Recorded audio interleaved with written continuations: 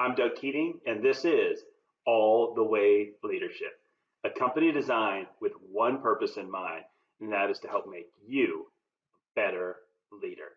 Today, I'm going to talk about one of my personal heroes, Martin Luther King Jr. Let's go. Martin Luther King Jr. is a personal hero of mine. I believe MLK is one of the best leaders America ever produced. His name belongs right alongside other American titans like Washington, Jefferson, Lincoln, Teddy Roosevelt, and Ike Eisenhower. I admire MLK for many reasons. Here are 5 compelling reasons all people should admire MLK and celebrate his life today. Reason number 1, MLK leveraged his strengths to the advantage of others.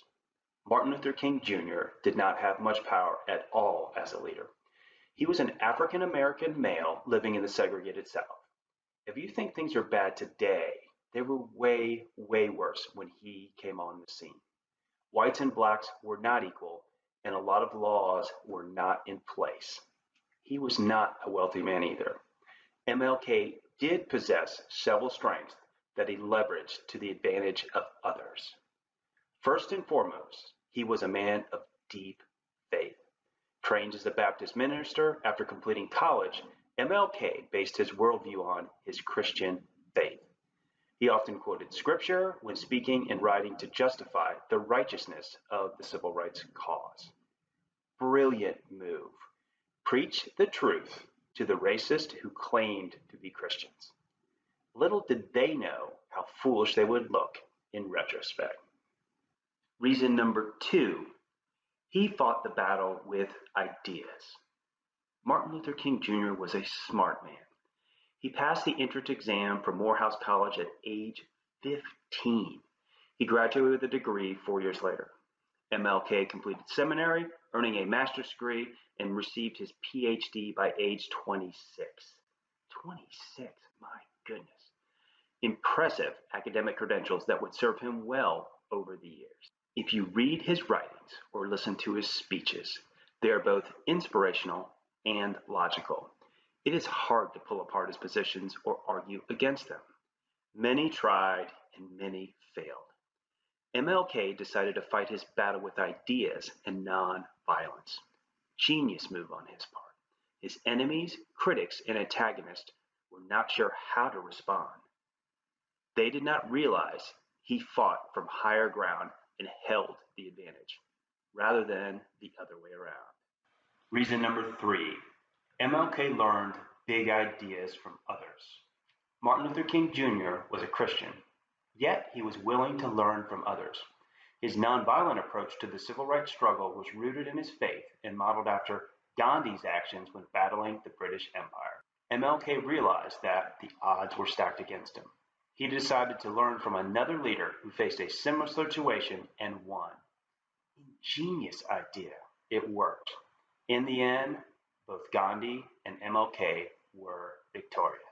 Reason number 4, he spoke with clarity and purpose. Martin Luther King Jr. is arguably one of the greatest orators in American history. When ML spoke, he inspired others to action. The words he said and the ideas he offered still reverberate across the world today. He was clear and spoke with purpose. It is a divine talent that few possess. The ability to find the exact right words to say at the precise moment they are needed. Imagine for a moment the pressure MLK felt as he stood before hundreds of thousands of people on the National Mall. The I Have a Dream speech he gave that day is considered to be one of the best speeches ever, right up there with Lincoln's Gettysburg Address. Every time I hear the speech, I am inspired to be a better person and dream of the world he described. Reason number 5, MLK chose the harder path. Martin Luther King Jr. paid the ultimate price for the civil rights cause. He was assassinated on April 4th, 1968, a tragic loss for America and the world. His earlier death is similar to President Lincoln's. Both were gunned down by madmen. Both decided to take the higher road and paid the price. Lincoln and MLK both took America to a new mountaintop, a better place. I am grateful for both of them. I especially admire MLK's decision to take the high road, the harder path. I was born only a few short months before he died, and I cannot imagine what the world would have been like without him. Let's finish with a hard dose of reality. We still have a long way to climb. America and the rest of the world still have a long way to go when it comes to equality and civil rights. In fact, I think one could argue we've taken a few steps backwards in the past decade, especially the last year. That needs to change. Let's move forward to the next mountaintop. To go backward would sully the legacy of Martin Luther King Jr., a man worthy of admiring for the 5 reasons I mentioned.